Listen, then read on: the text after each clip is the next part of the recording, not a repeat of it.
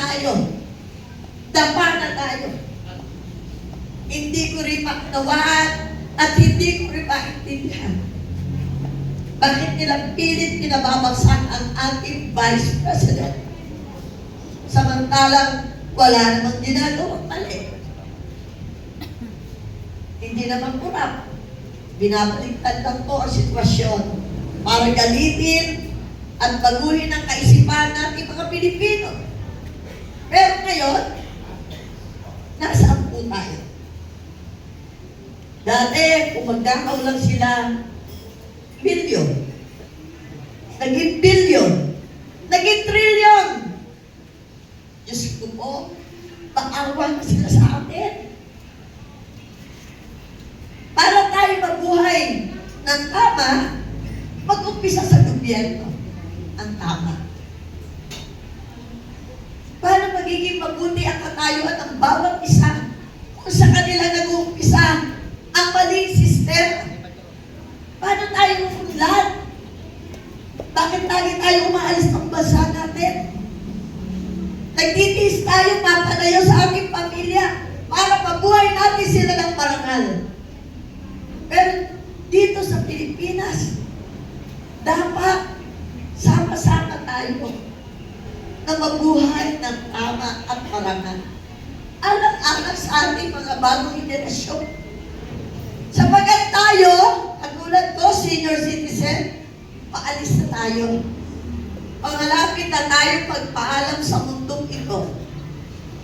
Gugustuhin po ba natin na isang araw, wala na tayo sa mundong ito, pero galing pa ang mga kabataan sa atin. At sasabihin at sisisihin tayo na bakit hindi natin pinaglaban ang kanilang kapakanan at kinabukasan para po sa atin. Ako po isang babae, pero lalaban ako alang-alang sa mga minamahal kong Pilipino.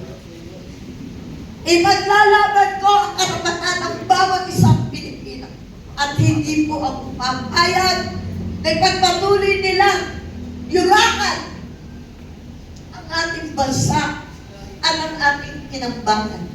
Sayang ang pinaglaban at ibinigay na buhay ng ating mga bayani. Sana po sa tamang panahon magsama-sama tayo. Magkaisa tayo sapagkat si Tatay Digo hanggang ngayon ang iniisip niya ang kapakanan ng pinambagan. Alam ko po, sa oras-oras at araw-araw na buhay niya, wala siyang iniisip kung ano ang kapakanan ng kanyang mga minamahal na Pilipino. Kaya sana po, magkaisa tayo, ipaglaban natin ang kinabukasan ng ating bayan, ng ating bansa, at ng ating mga anak at apo. Naniniwala po ako na ang boses natin ang makapangyarihan sapagkat ang boses natin ang nagluglog sa kanila. Kaya ang aking pong pakiusap sa inyo lahat, magkaisa tayo. Huwag niyong kalimutan na tayo ay isang ulan. Kayo mag-iit at iisa ang prinsipyo at paninindigan. Tayo mga Pilipino, mapagmahal sa bansa, mapagmahal sa kapwa Pilipino, sa mandako ng bansa, sa mandako ng Pilipinas. Iisa ang ating kulay at iisa ang ating paninindigan. Katulad ng ating mahal na Tatay Digo, sana po ang pinaglaban niya ay patuloy natin. Kaya kung dumating po ang isang tawag para po sa kapakanan ng ating inang bayan, sama-sama po tayo, magsakripisyo tayo alat-alat sa ating kapwa Pilipino at alang-alang sa kinabukasan ng ating mga anak. Mga minamahal kong Pilipino, mga kababayan ko, tandaan niyo po, walang magmamalasakit sa Pilipino kung hindi tayo kapwa Pilipino. Masaya ka nga sa pamumuno ni Marcos, pero abis naman. Kaya tandaan niyo po, mga ate, kuya, mga anak, ipaglaban natin ang pinaglalaban po ni Tatay Digong. Kapag sasalunod po ako sa kanya, bakit? Magaling na leader. Magandang umaga po sa inyo lahat. Mahal ko po kayo. Wala tayong iwanan. Laban tayo! Salamat po. Yes, palakpakan po natin ang napakatapang at magiging mayora kalusod ng Pasay. Si Ma'am, pangalan po? Ma'am, awardan ko kayo. Ma'am, baka magkamali na lang sa pangalan. Si Paul Token. Dita. Yan po. Ikong.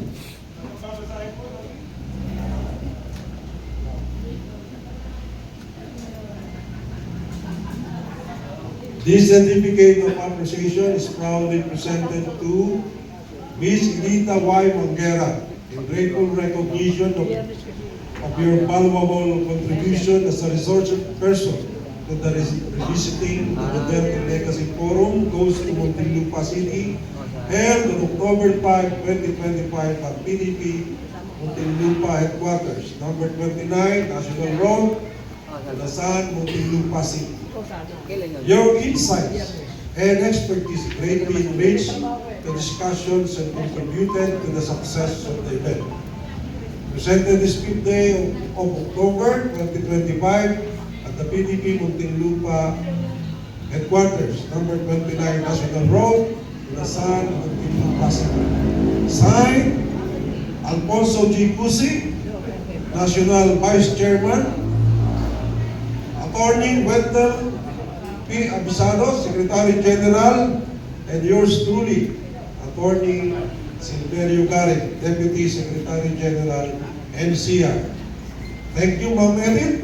Ito po ay inihahandog na buko sa inyo ng PDP Laban.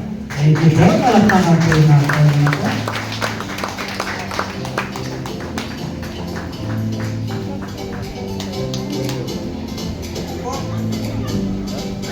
Okay, ano? Ating napakinggan ang mga pahayag ni Ma'am Edita. Talagang naluluha po siya.